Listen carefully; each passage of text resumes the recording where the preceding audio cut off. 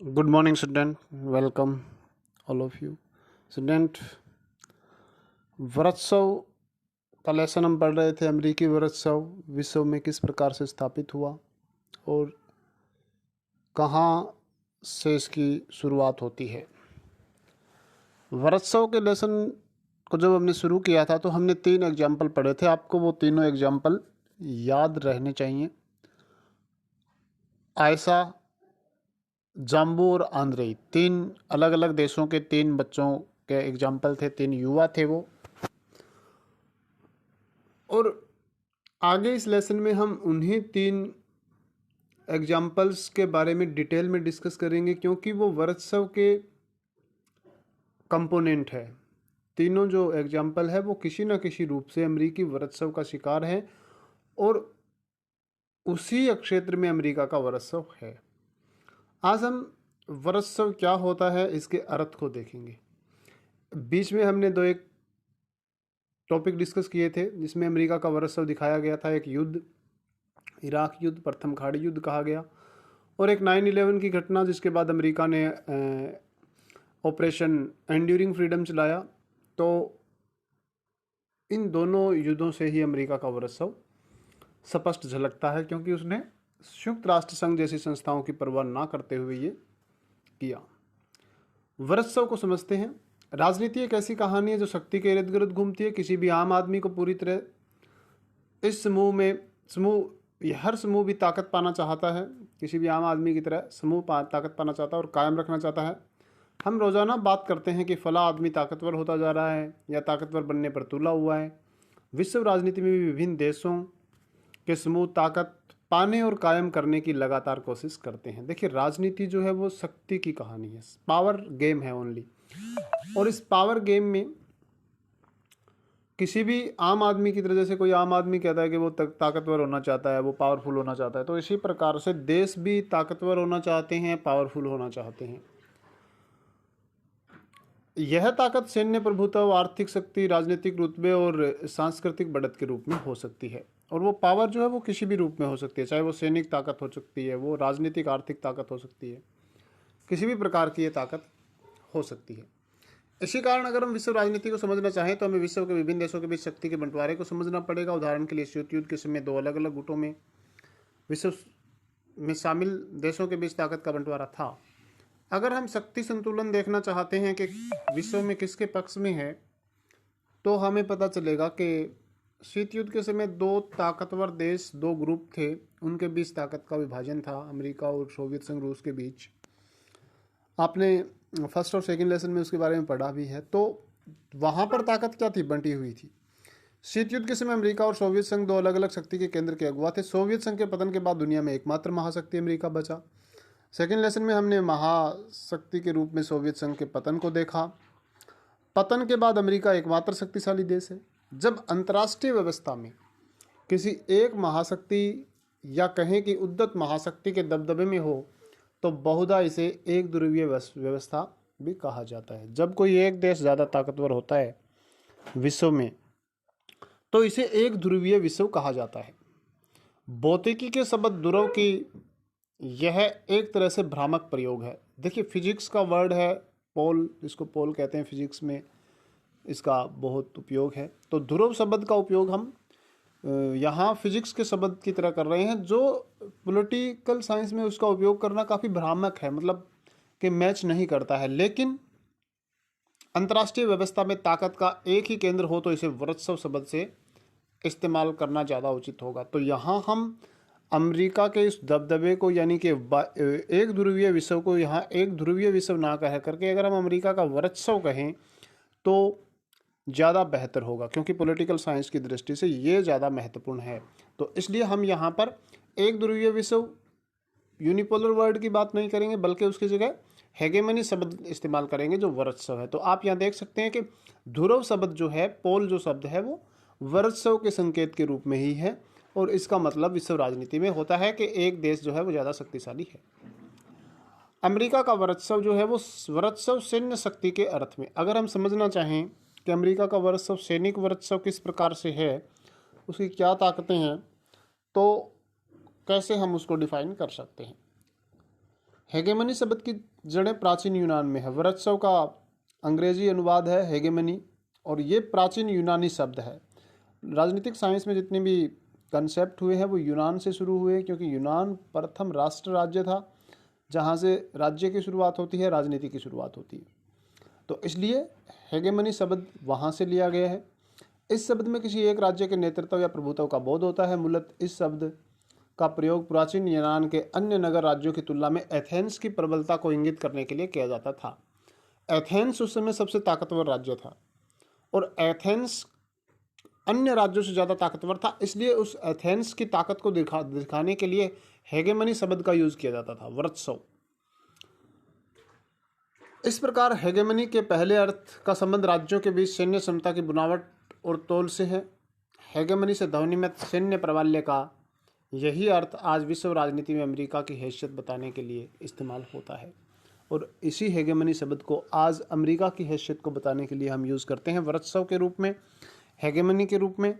तो ये हेगेमनी शब्द जो है वो प्राचीन यूनान से आया है, जहाँ पर एथेंस की प्रबलता थी, सैनिक शक्ति बहुत ज़्यादा महत्वपूर्ण थी उसकी। आज अमेरिका उसी तरह से महत्वपूर्ण है, तो उसके लिए हम हेगेमनी या वर्चस्व शब्द का उपयोग करते हैं। क्या आपको आयशा की याद है जिसकी एक टांग अमेरिकी हमले में जाती रही थी?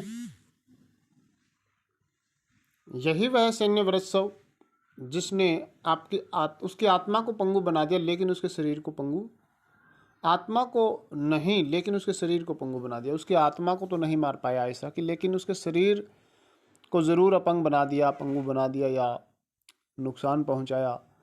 तो ये अमेरिकी वर्चस्व का एक रूप था जो सैनिक वर्चस्व के रूप में वहाँ पर काम कर रहा था। अमेरिका की मौजूदा ताकत की रीढ़ उसकी बड़ी चली सैन्य शक्ति है। अगर हम बात करें कि अमेरिका की मौजूदा ताकत क्या है, तो उसकी रीढ़ उसकी सैन्य शक्ति है। यानी कि अमेरिका की जो आज सैनिक शक्ति है वह अपने आप में अनूठी है। आज अमेरिका की सैन्य शक्ति अपने आप में अनूठी है और बाकी देशों की तुलना में बेजोड़ है। बाकी जो देश हैं वो अमेरिका की सैन्य शक्ति के आसपास भी नहीं है। देखिए, अमेरिका के सैनिक वर्चस्व की विशेषताएं आपकी यही हैं, यहीं से स्टार्ट होती हैं। अनूठी शर्त में कि अमेरिका अपनी सैन्य क्षमता के बूते क्या कर सकता है, पूरी दुनिया में कहीं भी निशाना साध सकता है। एकदम सही समय में अचूक और घातक वार करने की क्षमता उसके पास है। अमेरिका के पास पूरी दुनिया में कहीं भी अपने देश से निशाना साधने की स्टिक और बिना चूके घातक वार करने की क्षमता अमेरिका के पास है। अपनी सेना को युद्ध भूमि से अधिकतम दूरी पर सुरक्षित रखकर वह अपने दुश्मन को उसके घर में ही पंगु बना सकता है। यानी कि अमेरिका की सेना उस युद्ध से बहुत दूर होगी, लेकिन अमेरिका किसी भी राष्ट्र को निशाना बनाना चाहे तो वहां पर वो टारगेट कर सकता है। ये अमेरिका की सैन्य शक्ति का एक महत्वपूर्ण घटक है और इसी के बल पर अमेरिका जो है वो वर्चस्वशाली है, शक्तिशाली है। अमेरिकी सैन्य शक्ति का अनूठापन अपने जगह है, लेकिन इससे भी ज़्यादा विषमकारी तथ्य यह है कि आज कोई भी देश अमेरिकी सैन्य शक्ति की तुलना में उसके पासांग के बराबर भी नहीं है, यानी कि उसके 5वें हिस्से के बराबर भी नहीं है। अमेरिका की सैनिक शक्ति जितनी है उतनी सैनिक शक्ति का, उस अमेरिका की सैनिक शक्ति का 5वां हिस्सा उसके बराबर भी कोई देश आज तक नहीं पहुंच पाया है। दूसरा, अमेरिका से नीचे के कुल 12 ताकतवर देश एक साथ मिलकर अपनी सैन्य क्षमता के लिए जितना खर्च करते हैं उससे कहीं ज़्यादा अपनी सैन्य क्षमता के लिए अमेरिका अकेले खर्च करता है। अमेरिका को अगर हम छोड़े और अमेरिका के बाद वाले 12 देश, यानी कि अमेरिका के बाद दूसरे तीसरे नंबर के जो देश हैं शक्तिशाली, वो देश लें और उन टोटल 12 देशों का कुल सेना खर्च जितना होता है एक साल में, अमेरिका उन 12 देशों के टोटल सैन्य खर्च से ज़्यादा अकेला अपनी सेना पर खर्च करता है एक साल में। तो आप समझ सकते हैं कि अमेरिका की सैनिक शक्ति क्या हो। इसके अतिरिक्त पेंटागन अपने बजट का एक बड़ा हिस्सा रक्षा अनुसंधान और विकास मंद में प्रौद्योगिकी पर खर्च करता है। यह पेंटागन शब्द आपके लिए पहले भी आया है, जहां पर अमेरिका का रक्षा मुख्यालय है, जहां विमान हाईजैक किए गए थे। एक विमान जो है पेंटागन टावर से भी टकराया था। तो वहां पर अमेरिका का रक्षा मुख्यालय है, वहां पर अपने बजट का बहुत बड़ा हिस्सा, वो पैसे का बहुत बड़ा हिस्सा किस लिए खर्च करते हैं, अनुसंधान और प्रौद्योगिकी पर खर्च करते हैं, रिसर्च करते हैं और उस टेक्नोलॉजी को विकसित करते हैं, यानी कि नई टेक्निक विकसित करते हैं, रिसर्च करते हैं। इस प्रकार अमेरिका के सैन्य प्रभुत्व का आधार सिर्फ उसकी सैन्य व्यय नहीं बल्कि उसकी गुणात्मक बढ़त भी है।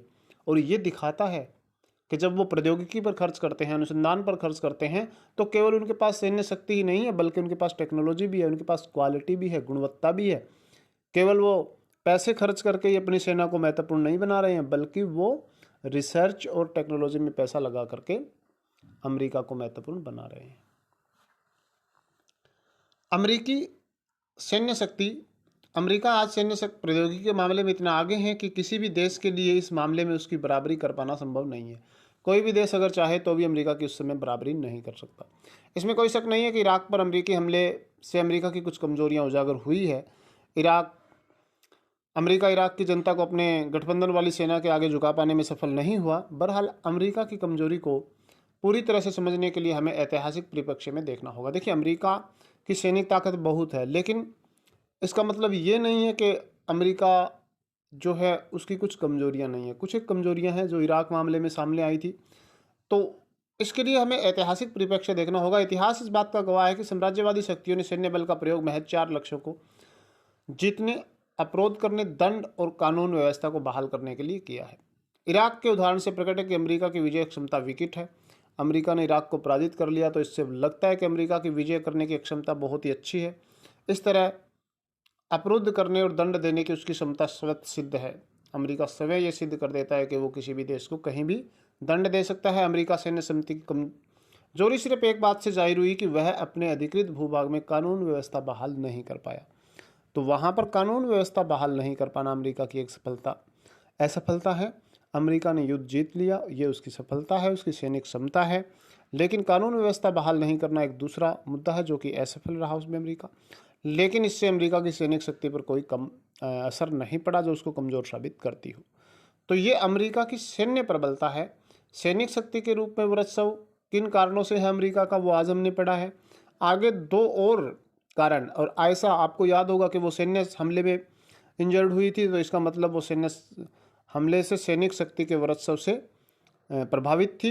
तो इसलिए एक एग्जाम्पल हमने पढ़ लिया, 2 एग्जाम्पल हम नेक्स्ट वीडियो में पढ़ेंगे। Thank you, have a nice day.